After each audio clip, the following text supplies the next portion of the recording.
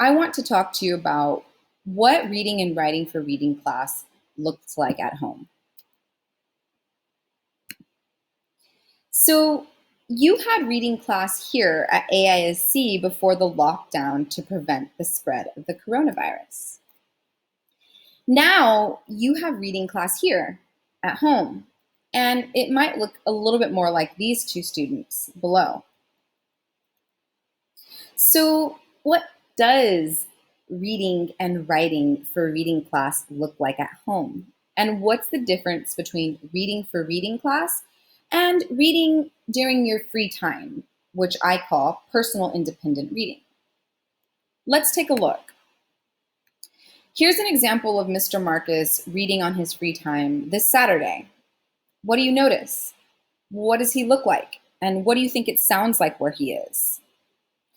You can stop the video and think about, what do you notice?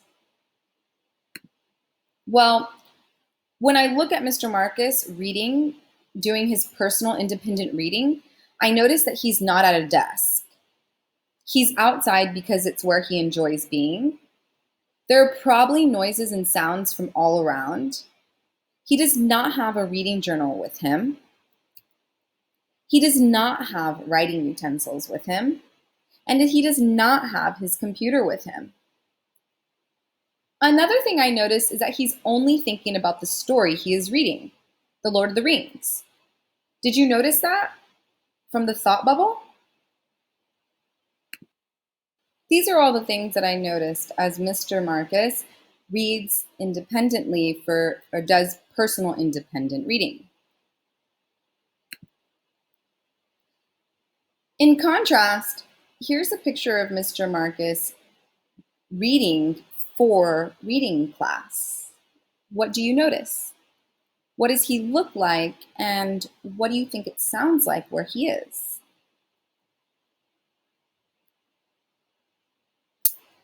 Well, the first thing that I noticed is that he is at a desk or table. He is not laying down or reclined in a way that makes it difficult for him to write about his reading. In addition, I also notice in this photo of Mr. Marcus reading for reading class that he is inside because it is where he can work well. It is probably quiet. I think that because there's no one around. He has a reading journal open next to his book. This is one of the most important things. He has a writing utensil with him in his hand. He has his computer open to the reading slides to help him with his work. Did you notice anything else that's very different about this photo? Well, last but definitely not least, Mr. Marcus is thinking about the story as he reads from the perspective or lens of the reading strategy. Did you notice that? There are two thought bubbles this time. In one of them, he's thinking about his story, but he's also thinking about the story through the lens of the reading strategy. That's what you should do when you read for reading class. You should think about your story from the perspective or lens of the reading strategy that you learned that day. But what does that mean exactly? What does it exactly mean to think about my story from the lens of the reading strategy?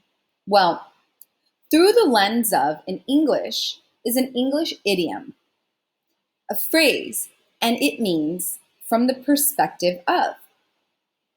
In our case, when we read our story and think about our story through the lens of the reading strategy, we read our story and think about our story from the perspective of the reading strategy taught that day. Here's an example of glasses. You see where it says lens, the clear part? That's what we're talking about when we say through the lens of. So let's look at an example of Mr. Marcus. Here's Mr. Marcus, and he's wearing these lenses. The yellow lenses Mr. Marcus is wearing represent the reading strategy, know, that some traits affect the plot more than others. Here's an example of Mr. Marcus read his novel, The Lord of the Rings, thinking about his story from the lens of this particular reading strategy. Know that some traits affect the plot more than others. The yellow lenses Mr. Marcus is wearing represent the reading strategy. Thus, as he reads, he is thinking about the story through the perspective or the lens of this strategy. I can tell this because as he reads, he is asking himself questions learned in the strategy. Here's another example.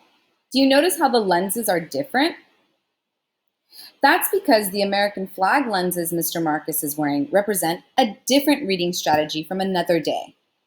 This reading strategy that he's using to think about his story this time is look at a character's less likable trait, sides. I know this because as Mr. Marcus reads, he's thinking about his story and he's asking himself questions that he learned in the lesson and the lesson's strategy. So, what are the big ideas, or to summarize what we've learned today? Personal independent reading and reading during reading class are very different.